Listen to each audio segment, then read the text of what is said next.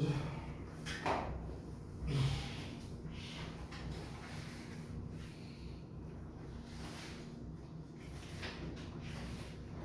단어는 뭐였어? 단어 시험 안 봤어 오늘? 단어 시험 봤을 거야. 요 사이즈는 다 붙이는 거예요. 그래서 답지도 다 붙여야 돼. 알겠지? 아니 요 사이즈는 다 붙이는 거 아닌가? 한 번 더 얘기해.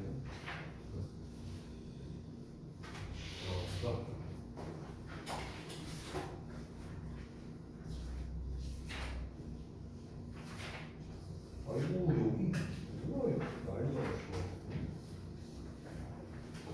진짜 보자.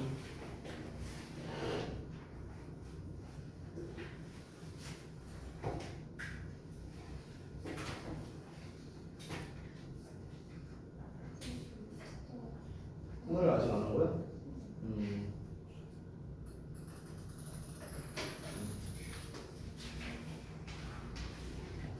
자, 보자.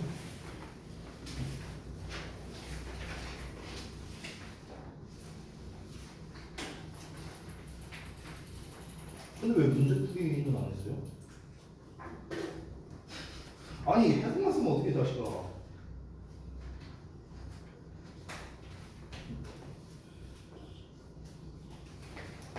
야.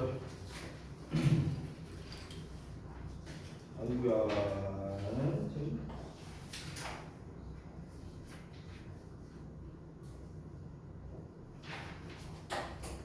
아이고야. 자, 보자.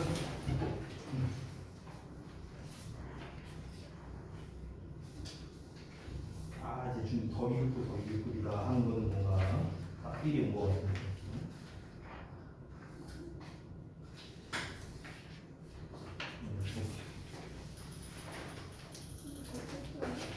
잘했어?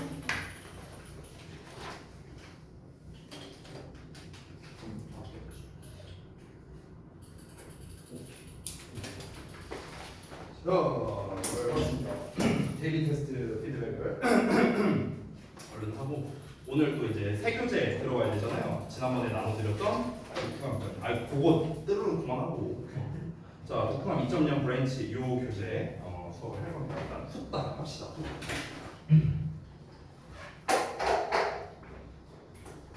이번 주 수업하면은 마지막이네요. 주역보들 빼고요. 네, 둘은 빼고 둘은 절 벗어날 수 없어요. 네. 둘은 날 벗어날 수 없어. 우리 나머지들은요 이제 이렇게 생각하면 됩니다. 마침 내일이 광복절이잖아요. 네, 광복절이 뭐 하는 날입니까? 해방이죠, 해방. 그렇죠? 그러니까 이번 주 월수가 이제 지나고 나면은 이제 해방이에요, 해방. 알겠죠? 네. 너무 끄덕거리지 마. 진짜 해방하는 것 같잖아. 로이 치아에서 이 뭔가 이 각종 억압과 탄압을 받으면서 수업하다가 다음 주 내신반으로 편성되면서 이제 따뜻한 각자 선생님들로부터 이제 해방된다라는 느낌인 것 같잖아. 자식아 끄덕거리지 말라니까 이씨. 자, 아무튼 이번 주만 참 이번 주. 자 보겠습니다. 여기 이제 25번부터 이제 28번까지였는데 내용이 저도 가물가물하네요. 저도 한번 리뷰 좀 해보시죠. 어디 있더라? 원래 내 교재가 여기 있구나. 저도 한 주 전에 한 거야. 내용이 가물가물해서 한번 좀 보면서 해볼게요. 자, 25번 질문이었죠? People are more likely to recognize 이렇게 나왔네요. 자, 그래서 전반적으로 어떤 내용이었는가? 이게 이제 낸시 러브리 그다음 데이비드 존슨이 이제 실험 수행했다 해갖고 나와 있었네요. 그래서 이제 상호작용에 관련된 거죠. 어떤 주제에 대해서. 그래서 이제 한 집단에서는 이제 어떤 결론이 도출되게끔, 그리고 나머지 한 집단에서는 결론이 안 나오게끔 이런 식으로 이제 토론을 해보라고 했는데 결론이 안 나온 집단이 더 그 주제에 관심도가 커졌다라는 거였죠. 그렇죠? 그러니까 자기가 이제 어쨌든 뭔가를 배우고자 하는 이런 좀 열망이 있어야만 그 주제에 더 관심을 갖게 된다라는 거를 이 실험을 통해서 알게 된 거죠. 자, 그래서 이제 요 질문에 대한 답변인데 첫 번째, 빈칸 A와 B에 들어갈 말을 본문에서 찾았어라라고 했습니다. 자, 처음에는 사람들이 인식할 가능성이 높대요. 뭐를 왼절할 때, 그들이 깨달을 때, 다른 사람들이 그들과 블라블라 하다는 것을. 그래서 그럼 여기는 일단 동사 자리겠고 여기는 명사 자리가 되겠네요. 자, 이게 이제 실제 원문에서는요. 이제 요 실제 원문이랑은 조금 다르거든요. 이게 그러니까 실제 원문에는 뭐라고 나와 있냐면 처음에 Nancy Lowry 해갖고 요 문장 있죠. 이게 원래 첫 문장이 나와요. 원문에서는. 그러니까 요 앞내용 있죠. 앞내용 요 앞내용이 추가된 겁니다. 추가된 거. 됐어요? 자, 그래서 이게 실제로 학교에서 시험 낼 때도 요런 식으로 문장을 추가해서 내기도 합니다. 첫 문장이나 아니면 마지막 문장을 추가하는 경우가 많아요. 이제 보통 일반적인 고등학교에서는 마지막 문장을 추가하는 걸 좀 더 선호하더라고요. 여기다가 더스 같은 거 써, therefore 같은 거 써갖고 빈칸 빵 뚫어서 빈칸에 들어갈 말로 적절한 거 고르다. 이런 식으로 이제 시험 내는 경우가 많죠. 자, 그러면 이제 우리가 당연히 첫 문장만 봤을 때는 빈칸에 뭐가 들어갈지가 알 수 없습니다. 하지만 우리는 이미 전체적인 내용을 알고 있죠. 자, 다시 한번 볼게요. 사람들은 뭘 인식하는 가능성이 높답니다. 뭘 인식한다는 걸까? 그리고 두 번째, 그들이 뭘 깨달을 때? 다른 사람들이 그들과 블라블라 하다는 것을 깨달을 때 블라블라를 깨닫는답니다. 자, 우리가 한번 생각을 해보자고. 그러니까 다른 사람들과 이제 그 지금 우리가 집단이 나왔었잖아요. 아까 여기 아래 실험에서 보면. 잠깐만. 또 마우스가 안 오냐. 자, 그래서 여기 아래 부분에 보시면은 이제 A 집단, B 집단이 있었는데 이제 합의가 이제 되냐 안 되냐로 나눴었잖아. 그렇지? 어떤 주제에 대해서. 그래서 합의가 되면은 다시 한번 뭐라고요? 합의가 되면은 그 주제에 대한 관심도가 떨어지고 합의가 안 되면은 주제에 대한 관심도가 올라간다. 이 내용이었죠. 요걸 다시 한번 상기해봐. 그러면은 여기에서 이제 합의가 된다면 또는 합의가 안 된다면 이 두 가지로 가야 되거든요. 요 빈칸에는. 왜냐면 왜 그러냐면 첫 문장에는 일단 대부분 핵심에 대한 이야기를 다룰 가능성이 있어요. 핵심 소재가 되든 아니면 주제가 되든. 근데 이 글의 주된 내용이 뭡니까? 합의가 된다면 또는 합의가 안 된다면 결론이 난다면 결론이 안 난다면 이런 식의 내용이 나와야 된다는 거예요. 따라서 이 빈칸에는 합의가 된다, agree 또는 합의가 안 된다, disagree, 뭐 conclude 뭐 이런 표현들이 이제 나와야 된다는 거죠. 결론이 내려지냐 안 내려지냐. 그래서 근데 여기 뒤에 with them이라고 나왔으니까 그들과라는 말이 나왔잖아. 그럼 그들과 합의가 이루어지느냐 아니면은 안 이루어지느냐 이 둘 중에 하나로 가야겠죠. 왜냐면 agree나 disagree가 with랑 한 세트거든요. 뭐뭐와 합의를 이루다 이런 뜻이니까 또는 합의를 이루지 않다 이런 뜻이니까. 자, 그러면 합의를 이룬다는 걸 알았을 때는 뭘 깨닫느냐 또는 합의를 이루지 않았을 때는 뭘 깨닫느냐. 정답을 미리 보자면 knowledge gap이라고 나왔거든요. 지식적 격차라고 나와 있는데 자, 요게 지금 찾아보시면요. 여기 보이세요? 여기 제가 지금 표시해놨거든요.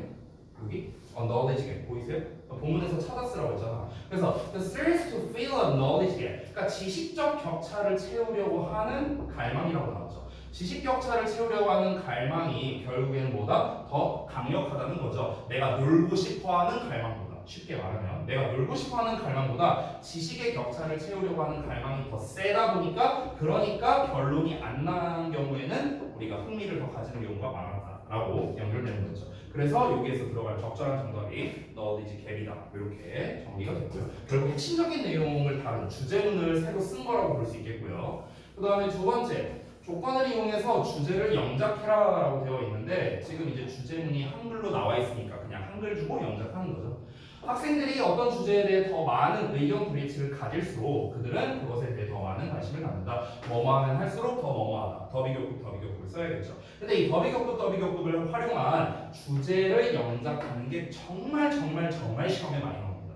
특히 고1, 2 때 굉장히 많이 나와요. 그래서 우리가 영작하는 방법을 좀 알아야겠죠. 자, 일단은 콤마에서 끊고 주어 동사를 한번 먼저 찾아볼게. 그러면은 학생들이 의견 불일치를 가진다 요거겠죠. 그럼 학생들이 가진다 의견 불일치를 이렇게 됐어요. 주어 동사 목적어 정도 찾았고 그 다음에 그들이 관심을 갖게 된다, 갖는다, 관심을 이렇게 되겠네요. 그렇죠? 일단 주어 동사 목적어 다 찾았는데 다시 한번 뭐뭐하면 할수록 더 뭐뭐하다라는 더비교급을 쓴다는 걸 우리가 지금 알 수 있잖아요. 이 한글 문장을 통해서. 그러면은 어디에다가 더 비교급을 붙일 거냐 이걸 봐야겠죠. 더 뭐뭐한 여기 있고요. 더 뭐뭐한 여기 있죠. 그렇죠? 근데 요거를 잘 봐봐.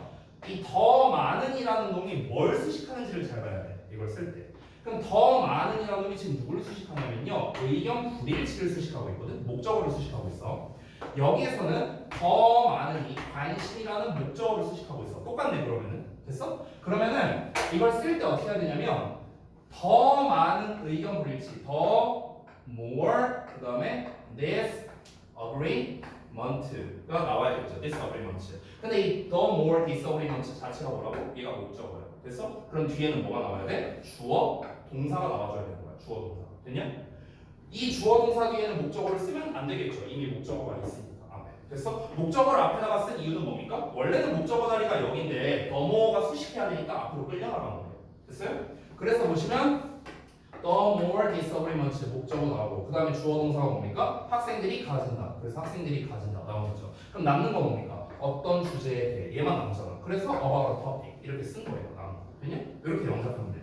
얘도 똑같아요. 더 많은 관심이니까 더 많은 관심이 맨 앞에 나가겠죠. The more interested. 그 다음에 남는 거 뭡니까? 그들이 갖는다. They have 나왔고요. 남는 거 그것에 대해서 about it. 됐어? 이렇게 하면 됩니다. 어려울 거 없죠. 그래서 더비격부 영작을 할 때 한글이 있는 경우에는 이런 식으로 주어 동사 먼저 찾고 그 다음에 더 뭐뭐한 부분을 찾아서 뭘 수식하느냐 요거를 따져보면 됩니다. 됐죠? 자, 그 다음 넘어가서 26번 질문이었네요. 요거 한번 보겠습니다.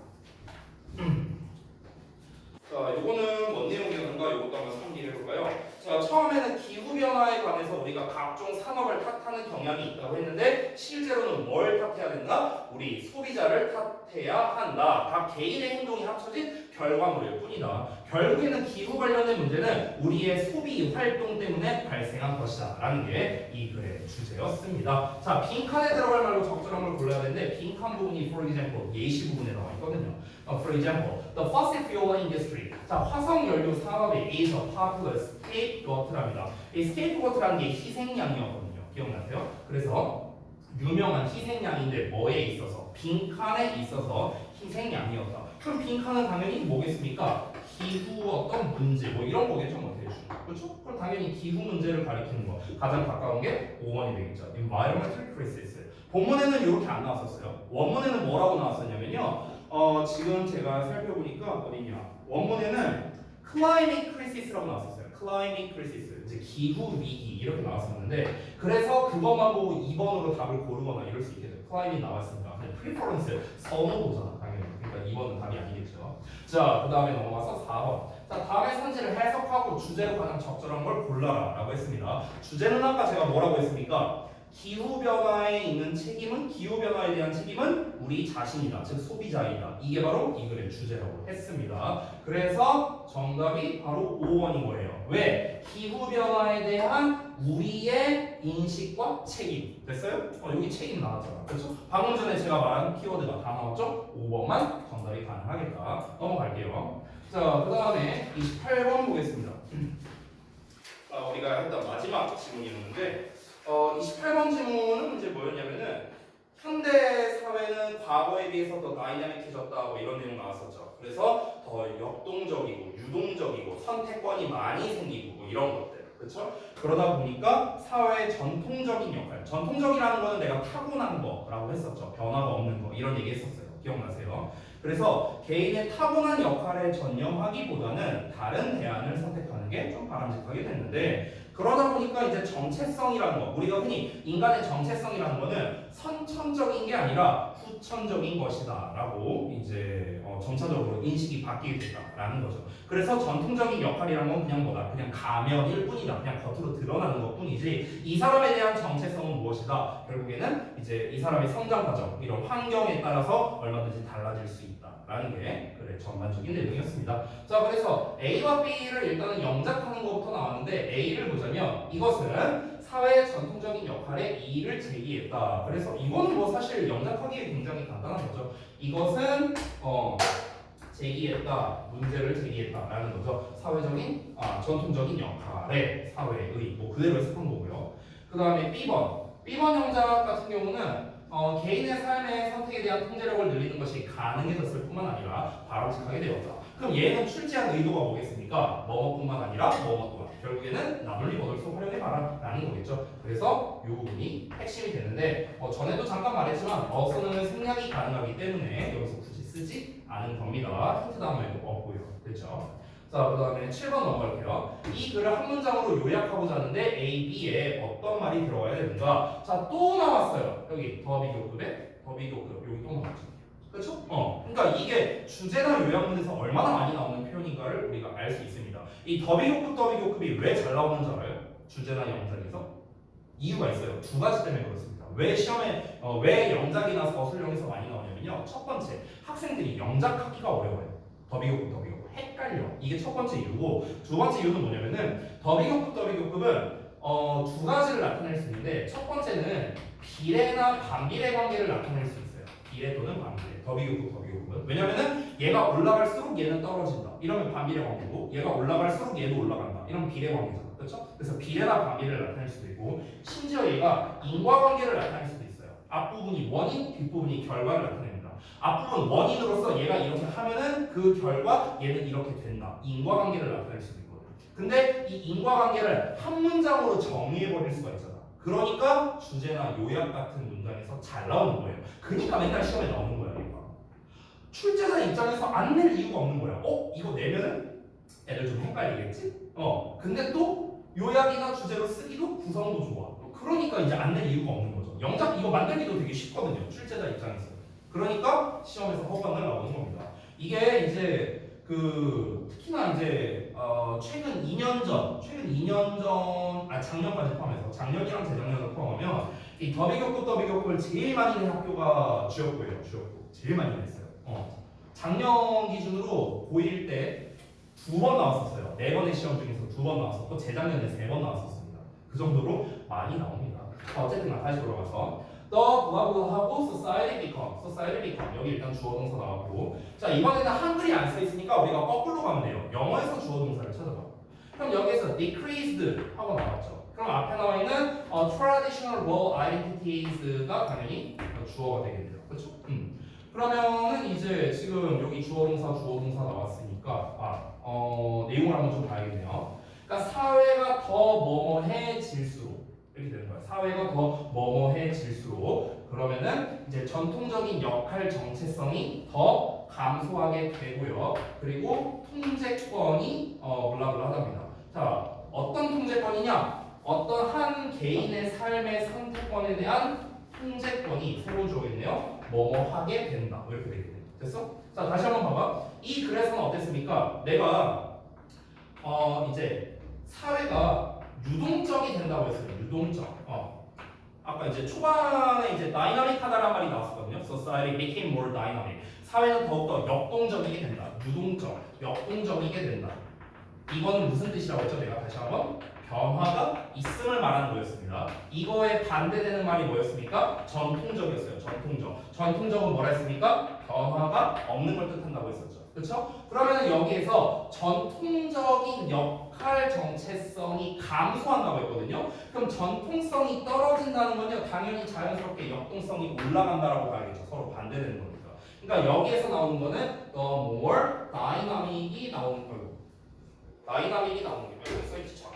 요걸 쓰는 게 가장 적합하겠죠. 사회가 더 역동적이 될수록, 더 역동적이 된다는 건 변화가 많아지고 선택권이 많아진다는 거니까 당연히 전통 역할에 대한 정체성은 떨어질 수밖에 없고요. 선택권에 대한 통제권은 어떻습니까? 선택에 대한 통제권은 당연히 증가할 수밖에 없겠죠. 선택권이 올라간다는 것 자체가 뭡니까? 유동적이라는 거잖아요. 얘는 선택권이 없잖아. 전통적인 거. 그러니까 증가한다는 말 increase가 정답이 되겠죠. 여기서 decreased 과거형 동사 썼으니까 얘도 과거형으로 맞춰 쓴 겁니다. 됐죠? 자, 그 정도로 해서 데일리 테스트 마치도록 하겠습니다. 자, 그러면은 오늘 이제 새롭게 교재를 나가게 될 건데 독후가 2.0 브랜치거든요.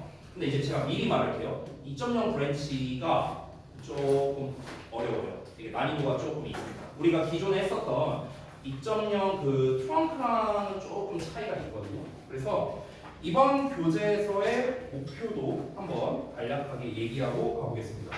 자, 이번 이제 2.0 브랜치 같은 경우는 교재 구성이 트렁크랑은 약간 좀 차이가 있어요. 어떤 차이가 있는지 좀 말씀드리면, 자, 일단 2.0 트렁크는 대입학을 기준으로 했었거든요. 대입학. 그래서 우리가 이제 추가적으로 학습을 할 때 뭔가 책에서 이제 빈칸을 이제 채우는 거 이거는 비슷하고요. 그리고 뒤에 이제 뭐 영작을 해본다거나 이런 것들이 이제 주로 우리가 추가 숙제로 있었습니다. 그리고 문제들은 대부분 다 대입학과 관련이 있었고 뒤에 영작하는 거는 빈출 서술형이라고 해서 우리가 이제 그동안 좀 영작으로 나올 만한 구문 같은 게 뭐가 있는가 이런 거를 이제 딱 두 문장 정도만 뽑아서 우리가 이제 실제로 추가로 연습을 했었던 거죠. 자, 2.0 브랜치는 조금 얘기가 다릅니다. 2.0 같은 경우 이 브랜치 같은 경우는요 아래 요약을 하는 패턴은 비슷해요. 근데 문제 유형이 좀 달라졌습니다. 트렁크는 다 대입하는만 나왔어요. 함축 의미추론, 주제, 주장, 요지, 뭐 제목, 요약, 뭐 이런 것들 다 이런 걸로 나왔다면은 2.0 브랜치 같은 경우는요 대부분 글의 흐름과 관련 있는 문제가 많이 나옵니다. 흐름. 그러니까 대입 파악보다는 흐름 쪽이 조금 더 많이 나오는데 예를 들면 1번 문제를 보시면 지금 교재에 지금 어휘 문제가 나와 있죠. 어휘 문제. 2번 문제를 보면은 순서 문제 나와 있고요. 그 다음에 삽입 문제 나와 있고, 그 다음에 빈칸 문제 뭐 이런 식으로 나와 있습니다. 그래서 문제 구성이 그렇게 지금 뺑뺑이 도는 거예요. 다시 한번 어떻게 간다? 어휘, 순서, 삽입, 빈칸. 요게 반복되는 거예요. 어휘, 순서, 삽입, 빈칸. 어휘, 순서, 삽입, 빈칸. 이런 식으로 가는 겁니다. 그래서 여기에서는 글의 흐름에 대한 거를 함께 알아야만 풀 수 있는 겁니다. 자, 근데 요 전체적인 설명을 좀 먼저 해드리자면 잠깐만 볼게요.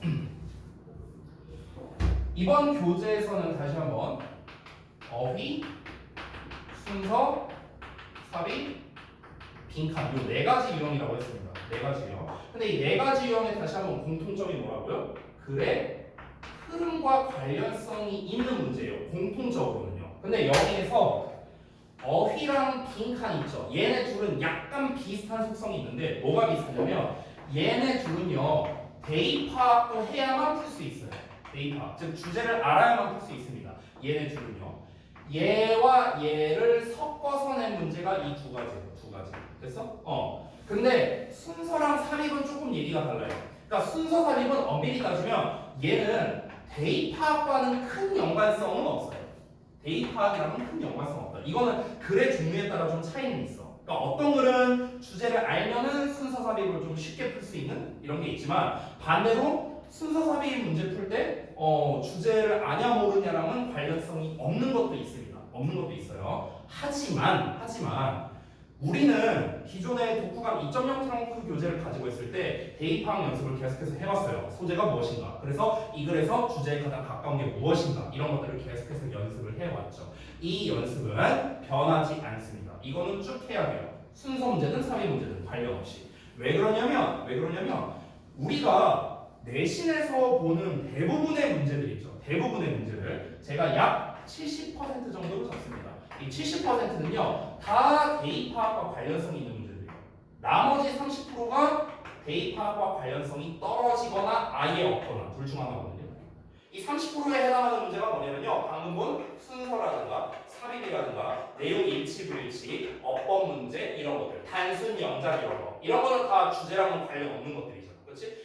이런 문제들을 제외하고는요 나머지는 전부 다 주제랑 관련 있는 문제예요. 그렇기 때문에 우리는 지금 당장 다음 주부터 내신들이 시간표로 변환되면서 우리는 이제 중요한 게 뭡니까? 어쨌든 이 글의 주제가 뭐냐부터 찾을 줄 알아야 돼요. 그래서 기존에 여러분께서 연습하셨던 소재를 찾는 것, 그래서 주제에 가장 가까운 문장이 어디인가를 찾는 것, 이거는 변함이 없다라는 겁니다. 아시겠죠? 대신에 문제 유형이 바뀌었기 때문에 바뀐 유형, 어휘 문제는 어떻게 풀어야 되는가? 주의점이 무엇인가? 내신에서는, 수능에서는 이런 것들은 제가 알려드릴 거예요. 또 여러분이 모의고사 보면 가장 어려워하는 유형이 뭡니까? 딱 요 세 개잖아요. 그렇죠? 제일 어려워하는 유형, 요 세 개. 순서, 삽입, 빈칸이죠. 그래서 순서는 어떻게, 삽입은 어떻게, 빈칸은 어떻게 풀어야 된다. 내신과 모의고사의 또 차이점은 어떠한가. 이런 거를 같이 좀 얘기를 해주겠습니다. 유형 나오면은 제가 설명을 해드릴게요. 자, 그래서 이제 이 2.0 브랜치부터는 제가 이제 자서를 이제 약간 변화를 줬는데 어떻게 했냐면요. 일단은 소재를 제가 써놨습니다. 이렇게 매 지문마다 처음에 소재를 써놨고요. 그래서 여러분께서 글을 다 읽고 난 다음에 소재 쓰는 시간을 제가 드릴 테니까 그때 여러분이 소재를 쓰시면 됩니다. 빈 공간에다가요. 그리고 하단에다가는 제가 요약문을 따로 이렇게 또 써놨어요. 영어와 한글로 나눠서 이렇게 써놨기 때문에 요걸 기반으로 제가 테스트, 대리나 이런 걸 또 낼 수도 있으니까 있으니까 참고하시면 되겠습니다. 됐죠? 자, 그러면 이제 우리 이 교재 사용법에 대한 것들 그리고 우리가 앞으로 해야 되는 것들에 대해서 간략하게 말씀드렸으니까 우리는 바로 지문을 읽어보겠습니다. 자, 아까 말했다시피 2.0 트렁크에 있는 거랑은 지문 난이도 차이가 좀 있어요. 알겠죠? 왜냐면 지난 2.0 트렁크는 어쨌든 간 고1 수준의 모의고사거든요. 근데 2.0 브랜치부터는 고2 수준의 모의고사이기 때문에 난이도가 좀 달라진 걸 확연하게 여러분이 좀 체감을 하게 될 겁니다. 아마 여러분이 문제풀이 숙제를 하면서도 조금 더 어려운데 라고 아마 느끼셨을 거예요. 지난번 거에 비해서. 알겠죠? 자, 그러면 가보겠습니다. 첫 번째.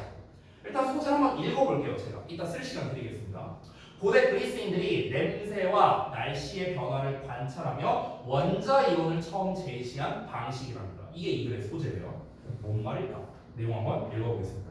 처음에 I was eating으로 시작하고 있죠. 주어가 I로 나왔잖아. 그럼 필자가 지금 대놓고 I라고 표현을 했기 때문에 3인칭 입장에서 쓴 게 아니죠. 내가 앉아 있었다 이렇게 얘기했잖아. 그러면은 이거 자체가 뭐냐면요. 본인의 일화를 통해서 어떤 이야기를 전달하겠다라는 겁니다. 됐어요? 그래서 제가 처음에 뭐라고 써놨죠? 도입부에 본인의 개별 이야기를 통해서 어떤 거에 대해서 내가 지금 얘기하려고 하는구나 라는 소재를 제시하려고 하는 이런 패턴이라고 하는데요. I was sitting outside a restaurant in Spain. 내가 스페인의 한 식당 밖에 앉아 있었는데 one summer evening, 어느 여름날 저녁에 waiting for dinner, 저녁 식사를 기다리면서 이렇게 기다리고 있었대요. 그럼 여기는 뭡니까? 중요한 내용 하나도 없어요.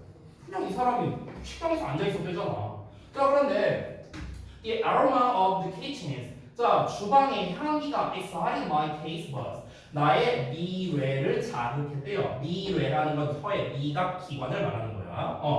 자, 이어서 my future meal. 나의 미래의 식사니까 곧 나오게 될 식사죠. 식당에 있었다고 했으니까 주문을 했을 거 아니야. 그러니까 나오게 될 식사가 was coming to me. 나에게 다가오고 있었어. In the form of molecules. 분자의 형태로 다가오고 있었대요. 자, 이게 무슨 말입니까? 우리가 주문을 했는데 만약에 식당에 나밖에 없다고 쳐봐. 그럼 이제 막 주방에서 음식을 만들고 있을 거 아니야. 그러면 내 눈에는 안 보여요. 음식이 아직 안 보여. 근데 이 냄새가 났잖아. 냄새가. 그럼 냄새가 나니까 우리가 막 침 고이고 막 이럴 수 있잖아요. 그렇지? 그러니까 이 음식이 아직 나오진 않았는데 이따가 나오게 될 나의 음식이 분자의 형태로 나에게 미리 알려주고 있다라고 지금 얘기하고 있는 거야. 자, 뭐 하면서 drifting through the air. drift 하면은요 표류하다라는 뜻이거든요 기본적으로. 근데 공기를 통해서 이제 표류한다는 건 뭡니까? 이 공기 중에 이렇게 떠다니면서 이런 말이죠. The smell for my eyes to see, but detected by my nose. 이렇게 나왔습니다. 자, 내 코에 의해서 감지됐대요. To smell 하고 나왔는데 여기 잠깐 보자면요. 여기 to 보이시죠? 우리 중딩 때 배운 거. 뭐뭐 하기에는 너무 뭐뭐한 이렇게 해서 갔는데 이 중간을 보시면 for my eyes라고 보이시죠? 이게 바로 뭡니까? 의미상 주어입니다. 의미상 주어. 그럼 해석할 때 어떻게 하느냐? 잘 봐봐. 얘가 뭐뭐 하기에 너무 뭐뭐한 이렇게 해석합니다. 됐냐? 얘가 뭐뭐 하기에 너무 뭐뭐한. 됐어? 근데 뭐뭐 하기에 해당되는 말 여기가 이제 뒤를 보면 but detected by my nose라고 나와 있죠. 그럼 여기서 detected는 뭐랑 짝인지를 좀 봐야 되겠는데 아마 지금 여기에서는 얘랑 짝일 가능성이 있겠네요. 요 스모 요놈이랑 짝일 가능성이 높은데 일단 한번 해석을 해보자. 자, 다시 한번 내가 이따가 나올 식사가 나에게 다가오고 있어. 분자의 형태로 공기를 통해 떠돌아다니면서 나에게 다가오고 있는데 근데 그게 어떻다? 내 눈이 보기에는 너무 작다는 거야. 하지만 내 코에 의해서는 감지가 된다랍니다. 됐어요? 그러면은 정확하게는 too small이랑 detected랑 짝이란 걸 알 수 있고 그런 형태로 나에게 다가오고 있었답니다. 자, 요 문장을 좀 간단하게 말해볼게요. 아까 말했던 거랑 똑같아. 내 눈은 안 보여. 저기 있어. 저기 주방에 있으니까 안 보여. 이게 조그맣게 보여. 근데 냄새가 먼저 나잖아. 그렇지? 아니 여러분 지하철역에서 델리만주 냄새 다 한 번씩 맡아봤잖아. 그렇지? 그럼 내가 지하철역 내려가고 있는데 딱 내려오니까 오씨 여기 델리만주 냄새가 장난 아니야. 근데 저기서 델리만주를 팔고 있어. 아주 내 눈으로 보기에는 사실은 너무 작죠. 그렇죠? 근데 냄새로는 이미 감지가 된 거잖아. 그렇지? 그런 상태를 말하는 거야. 그럼 여기에서는 detected가 전혀 문제될 게 없죠. 왜냐면 분자의 형태로 다가온다고 했으니까. 내가 위에서 아로마라는 냄새에 대한 이야기도 나왔고요. 미뢰라는 것도 나왔습니다. 냄새 얘기 나왔잖아. 그러니까 당연히 코에 의해서 감지된다는 거 전혀 문제될 게 없는 거죠. 그렇죠? 자, 넘어갈게요. The ancient Greeks. 자, 고대 그리스인들이. 얘들아 봐봐. 지금까지 나왔던 얘기는 뭐였습니까?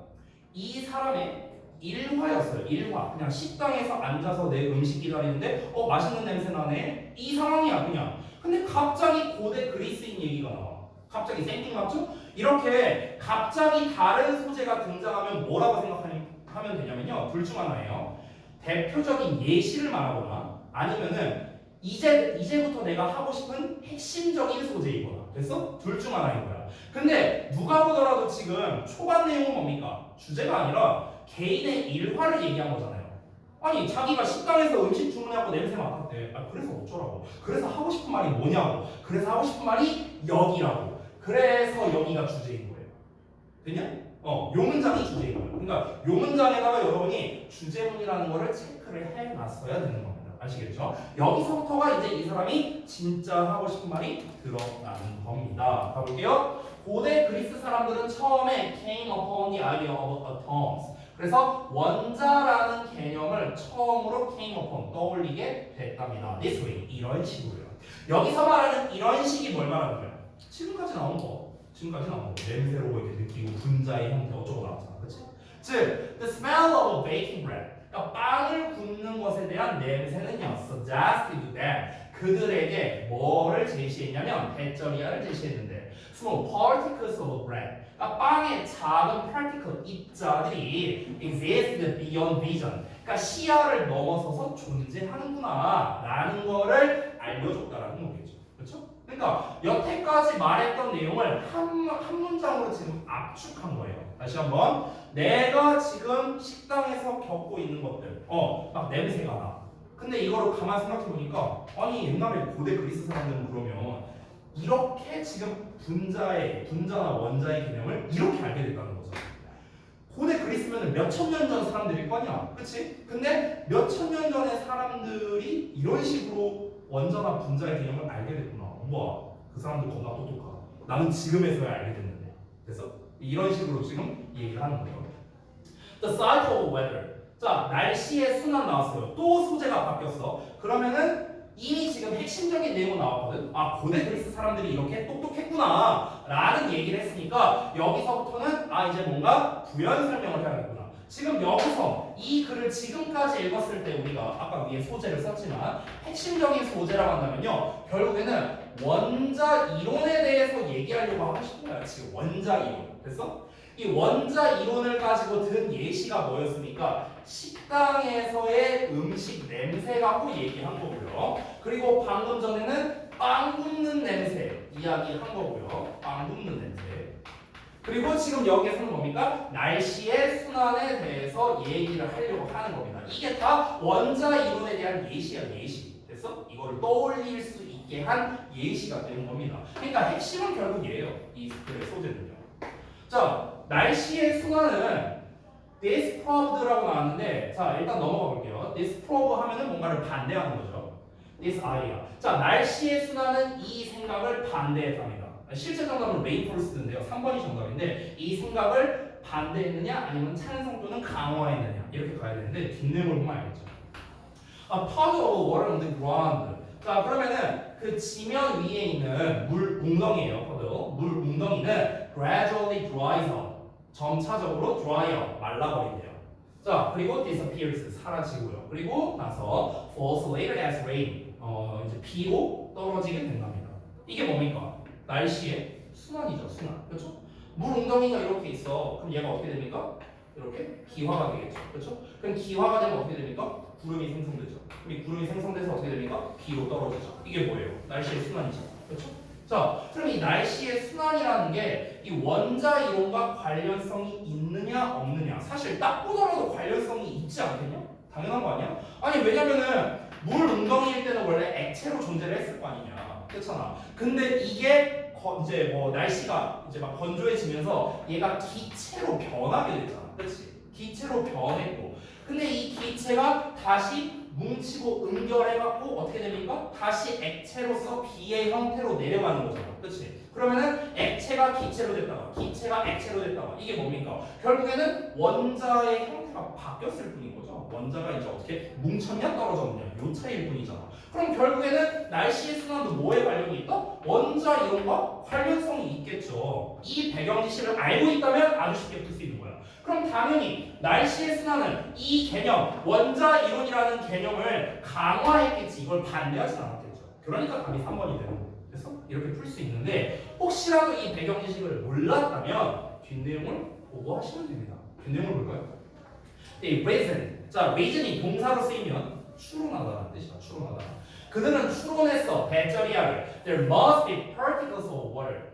반드시 뭐가 있다고? 물 입자가 있다고요. 어떤 물 입자가? That turn into steam. 그러니까 수증기로 변하게 되는 물 입자가 존재함에 틀림없다. 그리고 구름을 형성하는 또 and fall to earth. 그러니까 땅으로 떨어지는 여기까지가 대절이 수식하는 거네요. 그래서 수증기로 변해서 구름을 형성해서 땅으로 떨어지는 물 입자가 존재하는구나.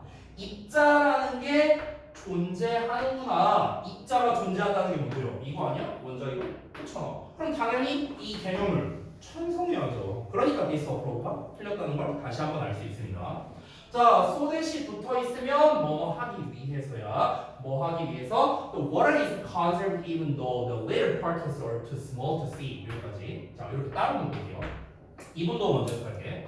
자, 비록 뭐 할지라도 그 작은 입자들이 are too small to see. 보기에는 너무 작을지라도 물을 보존하기 위해서 이렇게 되어 있는 형태의 물 입자가 존재함에 틀림없다. 라는 거를 이제 추론을 한 거야. 그래서 그러니까 고대 사람들은 우리는 지금 과학 시간에 배우고 상식으로 알고 있지만 이 날씨의 순환은 우리가 상식으로 배우잖아요. 그렇잖아. 근데 그때 당시의 사람들은 뭐라고 생각했을까? 건조해져서 물이 말랐어. 그럼 물이 사라진다고 생각한 거야. 그러니까 이 물이라는 게 아예 그냥 없어진다라고 생각을 한 거죠. 근데 실제로 어떻습니까? 없어진 게 아니죠. 없어진 게 아니라 이게 단지 공중으로 가서 구름의 형태로 바뀌었을 뿐이라는 거죠. 그렇죠? 그러니까 당연히 물이 보존되기 위해서라는 말이 적절하겠죠. 여기서 물이 보존되는 거죠. 다만 형태만 달라지는 거죠. 형태만. 물 자체는 보존이 되는 거겠죠. 자, 그래서 마지막 문장 한번 보겠습니다. 자, my palace in Spain has inspired me. 자, 스페인에서의 나의 파에야가 음식 이름이에요. 나의 파에야가 나에게 영감을 줬답니다. 근데 어떻게 영감을 줬대요? 4,000년이나 늦게 영감을 줬답니다. 여기서 4,000년이나 늦게 영감을 줬다는 건 무슨 말이야? 아까 고대 그리스인들은 이걸 떠올렸다고 했잖아요. 그렇죠? 이거를 통해서 이걸 떠올렸다고 했잖아. 근데 지금 나는 어때요? 지금 나는 식당에서 음식 냄새 맡는 걸 통해서 난 지금 깨달았잖아. 그렇지? 그러니까 나는 4,000년이나 늦게 영감을 받는 거야. 됐어? 자, 여기에서 좀 구문 분석을 하나 할 건데요. 여기만 구문 분석 좀 체크해 줄래요? 좀 중요한 게 있어서. While in Spain, 수식어고요. Had inspired me to take the credit for tonic theory.가 목적격 보고예요. 그렇게 생겼거든. 좀 자세히 하자면 이렇게 형용사고 여기는 부사예요. 이렇게 생겼어요. 구문 분석이. inspire 하면은 딱 여러분이 머릿속에 뭐부터 떠올라야 되냐면 오형식 구조부터 떠올라야 돼. 얘가 뭐뭐 하도록 영감을 주다. 됐어요? 목적어가 보호하도록 영감을 준다. 됐죠? 그러면 내가 뭐 하도록 영감을 준 겁니까? take the credit for라고 나왔는데 이 take the credit for 있죠. 요게 한 세트거든요. 정말 잘 나오는 표현인데 이게 공로를 인정받다라는 뜻입니다. 뭐뭐에 대한 정확하게는 뭐뭐에 대한 공로를 인정받다. 이런 뜻이에요. take the credit for. take가 받는 거고요. credit이 어떤 공로라는 뜻이야. 공로. 그래서 for는 뭐뭐에 대한. 그래서 뭐뭐에 대한 공로를 받다, 인정받다. 이렇게 해석이 되는 거야. 그래서 원자 이론에 대한 공로를 인정받도록 영감을 줬다라는 거죠. 됐어요? 근데 언제? 4,000년이나 늦게 준 거죠. 이 사람이 한 4,500년 전에 태어났으면은 그러면은 이 사람이 원자 이론에 대한 창시자가 될 수도 있었겠죠. 됐나요? 자, 그래서 내용을 한번 정리를 해보도록 하겠습니다. 요약문을 제가 썼는데요. 한글만 보셔도 돼요. 핵심만 좀 짚어볼게요. 음식의 향기, 물의 증발과 같은 그런 미묘한 변화를 관찰함으로써 고대 그리스 사람들은 원자 이론에 대한 아이디어를 처음으로 제시했다라는 게 이 글의 주된 내용입니다. 됐죠? 그래서 결국에 아까 말했다시피 글의 핵심 소재는 뭐야? 고대 그리스 사람들이 원자 이론을 처음으로 내세웠다라는 게 주된 내용인 거죠. 그래서 다시 돌아가서 소재를 이제 쓸 시간을 드릴게요. 고대 그리스인들이 냄새와 날씨의 변화를 관찰했죠. 정확히